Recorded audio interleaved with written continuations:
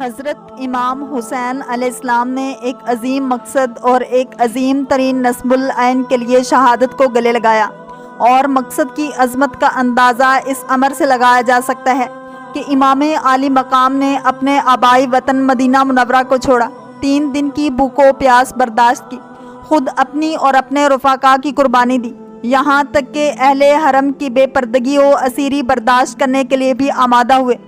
آپ کے پیش نظر خدا کی خوشنودی، دین و شریعت کی بقا اور انسانیت کا تحفظ جیسے اہم مقاصد تھے۔ بظاہر آپ کی شمع حیات بجھ گئی اور ظاہری حیات کا خاتمہ ہو گیا، لیکن کربلا والوں کے مقدس لہو نے جہاں بشریت کو عرفان کی منزل کا پتہ دیا اور ایک نئی زندگی کا آغاز کیا، دین کی بالادستی قائم کی، انسانیت کو حیات جاودانی بخشی، تہذیبی و اخلاقی اقتدار کو تباہی سے بچایا، شرافت کو موت کے گھاٹ اتارنے سے بچا لیا، ظلم و ستم کے سامنے قیام کرنے کی ہمت عطا کی، حق و باطل کے درمیان حد فاصل قائم کی، اور ظالم اور ستمگور کو ہمیشہ کے لیے رسوا کر دیا۔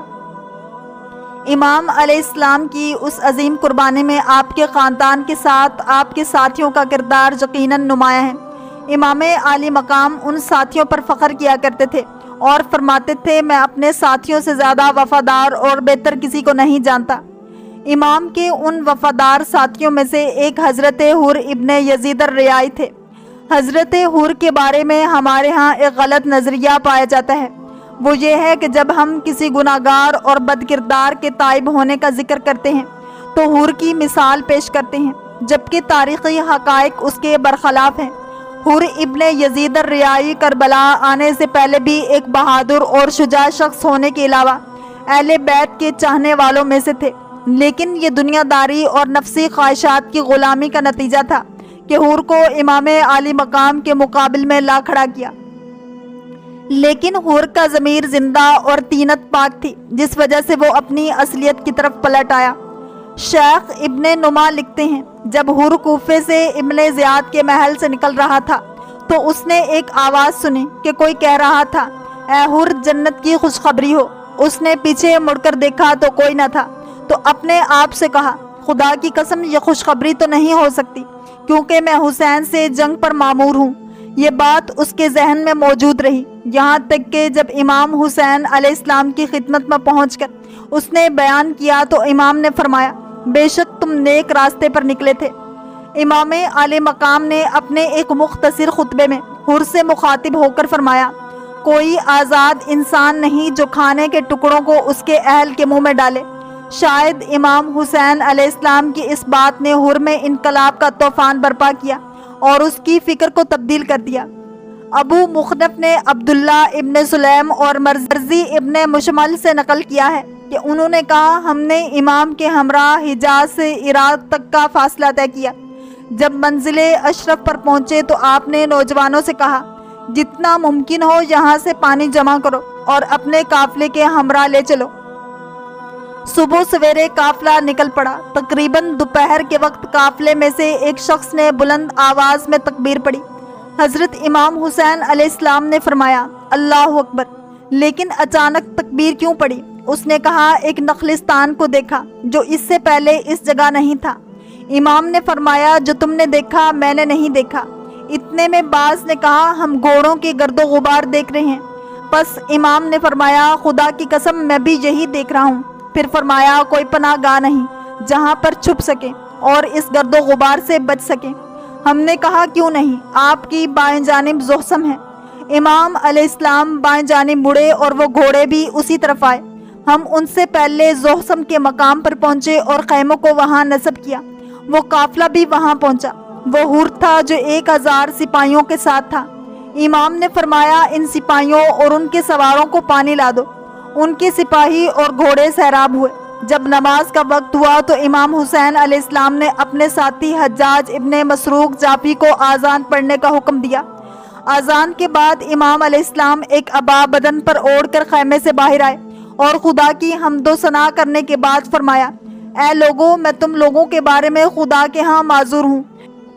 میں تمہارے پاس اس وقت نہیں آیا جب تک تمہارے خطوط نہیں ملے۔ اس کے بعد امام علیہ السلام نے خطبہ ختم کیا اور مؤذن سے اقامت پڑھنے کو کہا۔ پھر حر سے فرمانے لگے تم اپنے لوگوں کی نماز کی امامت کرو گے؟ حر نے کہا نہیں، بلکہ آپ کی اقتداء میں نماز ادا کروں گا۔ نماز کے بعد امام خیمے میں چلے گئے اور حر اپنے خیمے میں گیا۔ جب عصر کی نماز کا وقت ہوا تو نماز کے بعد امام نے حمد خدا کے بعد فرمایا ایھا الناس انکم ان تتقوا۔ اس وقت حر نے کہا خدا کی قسم ان خطوط کے بارے میں کچھ نہیں جانتا جو آپ کو لکھے گئے ہیں، وہ خطوط کون سے ہیں؟ امام علیہ السلام نے فرمایا اے عقبہ ابن سمان، اس تھیلے سے ان خطوط کو نکال لاؤ۔ عقبہ خطوط سے بھرے ہوئے 2 تھیلے لے آئے اور ان کے سامنے ان کو کھول دیا۔ حر نے کہا میں ان خطوط لکھنے والوں میں سے نہیں ہوں، لیکن مجھے حکم ہوا ہے کہ جہاں پر آپ سے ملاقات ہو وہیں اس وقت تک آپ کا ساتھ نہ چھوڑوں کہ آپ کو عبید اللہ ابن زیاد کے پاس لے چلوں۔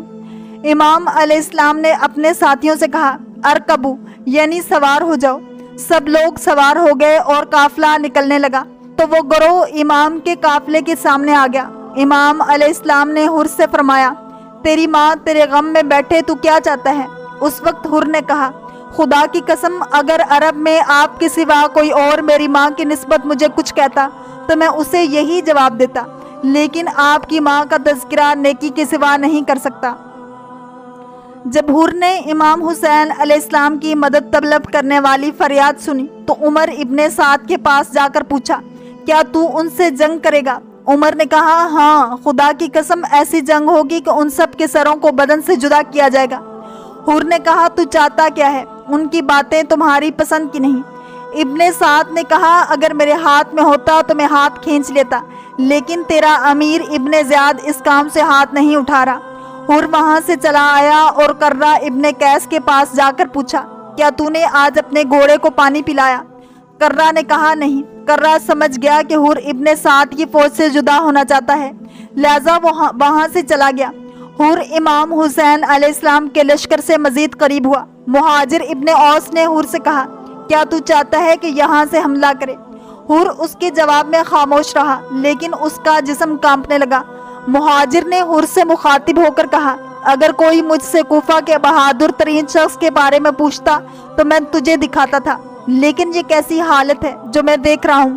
حر نے کہا خدا کی قسم اس وقت میں اپنے آپ کو جنت اور جہنم کے درمیان دیکھ رہا ہوں اور میں جنت کا انتخاب کروں گا۔ اس کے بعد اس نے اپنے گھوڑے کو حرکت دی اور امام حسین علیہ السلام کی طرف روانہ ہوا۔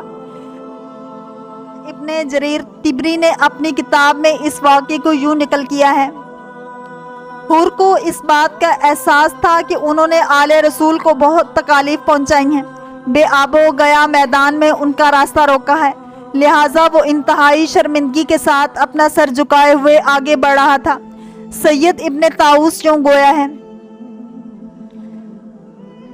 حر کہنے لگے پروردگار میں تیری طرف پلٹ آیا ہوں، بس میری توبہ قبول کر۔ میں نے اولیاء اور تیرے پیغمبر کی اولاد کے دل دکھائے ہیں، اے ابا عبداللہ میں پلٹ آیا ہوں، کیا میری توبہ قبول ہے؟ امام علیہ السلام نے حر کے جواب میں فرمایا میری توبہ قبول فرمائے گا۔ اس فرمان نے حر کو خوشحال کیا، اسے یقین ہو گیا کہ جاویدانی زندگی اور نعمت خداوندی پا لی ہے۔ حر نے اس داستان کو امام علیہ السلام کی خدمت میں بیان کیا جو کوفے سے نکل رہے تھے تو ایک حاطف نے اس کے کانوں میں ندا دی تھی میں نے اپنے کانوں سے سنا کہ مجھے بشارت دی جا رہی تھی کہ تجھے جنت مبارک ہو۔ میں نے اپنے آپ سے کہا تھا افسوس یہ کیسی خوشخبری ہے کہ میں پیغمبر خدا کے لخت جگر کے بیٹے کا راستہ روکنے جا رہا ہوں۔ تو امام نے فرمایا تم نے خیر اور نیکی پا لی ہے۔ حبیب ابن مظاہر کی شہادت کے بعد حر میدان میں آئے۔ اس وقت زبیر ابن کین پیچھے سے اس کی حمایت کر رہے تھے۔ امام حسین علیہ السلام کے ان 2 ساتھیوں کی وجہ سے دشمن کو سخت مشکلات کا سامنا کرنا پڑا۔ عمر ابن سعد کی فوج سے حر کی جنگ طول پکڑ لی، یہاں تک کہ حر کا گھوڑا زخمی ہوا اور اس کے کانوں سے خون بہنے لگا۔ حسین نے یزید ابن سفیان سے کہا یہ وہی حر ہے جس کے قتل کی تم تمنا کر رہے تھے؟ یزید نے کہا ہاں۔ وہ ابن سعد کی فوج کے درمیان سے مقابلے کے لیے باہر نکلا۔ اس نے ایوب ابن مشرع الخیوانی کی مدد سے ایک تیر حر کی طرف پھینکا جو حر کے گھوڑے کے پیروں میں لگا اور گھوڑا زمین پر گر پڑا۔ حر زمین پر گرنے سے پہلے ہی گھوڑے سے اترے، وہ تلوار ہاتھ میں لیے دشمن کے مقابلے میں کھڑے ہو گئے اور بہادری کے ساتھ مسلسل جنگ کرتے رہے، یہاں تک کہ مزید 40 لوگوں کو واصل جہنم کیا۔ ایسے میں شامی پیدل فوجیوں نے حور پر حملہ کیا اور وہ زمین پر گر پڑا۔ امام حسین علیہ السلام کے ساتھیوں نے انہیں دوسرے شہداء کے ساتھ رکھ دیا۔ حسین علیہ السلام حور کی طرف متوجہ ہوئے، ابھی جان اس کے جسم میں باقی تھی۔ امام نے ان کے چہرے سے خون صاف کرتے ہوئے فرمایا، جس طرح تمہاری ماں نے تیرا نام رکھا ہے، تم دنیا اور آخرت دونوں میں آزاد ہو۔ اس آزاد مرد کے غم میں جس نے اشعار پڑھے وہ علی ابن الحسین علیہ السلام تھے۔ بعض نے کہا کہ خود ابا عبداللہ علیہ حسین نے ان کے لیے یہ اشعار پڑھے۔ کیسا آزاد مرد ہے ریا کا بیٹا، جب وہ نیچے آ رہے تھے تو سارے تیر برباد ہو چکے تھے۔ ہاں وہ آزاد تھے جب اس کی جان نکل رہی تھی۔ حسین کی فریاد بلند ہوئی۔ حور ابن یزید الریائی علیہ السلام نے دنیا کو بتا دیا کہ انسان فطرتاً ایک آزاد مخلوق ہے۔ وہ اپنی اس آزادی کا اظہار کسی بھی صورت میں کر سکتا ہے۔ اگر اس کو اپنی آزادی کے اظہار کے لیے جتنے بھی مصائب جھیلنا پڑے وہ اس کو برداشت کر سکتا ہے، لیکن آزادی رائے سے پیچھے نہیں ہٹتا۔ اگر اس کی آزادی کے اظہار کے لیے دنیا کی تخت و تاج کو ٹکرانا بھی پڑے تب بھی وہ باز نہیں آتا۔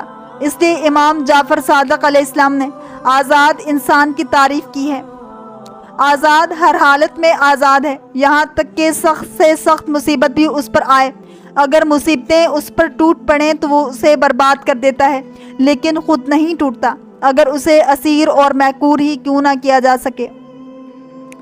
اللہ کریم ہم سب کو دین اسلام کی پیروی کرنے والا اور عشق مصطفیٰ صلی اللہ علیہ وآلہ وسلم نصیب فرمائے۔ اگر آپ کو یہ ویڈیو پسند آئی ہے تو لائک، شیئر اور سبسکرائب کرنا مت بھولیے تاکہ ایسے ہی اسلامک انفارمیٹیو ویڈیوز آپ تک پہنچتی رہیں۔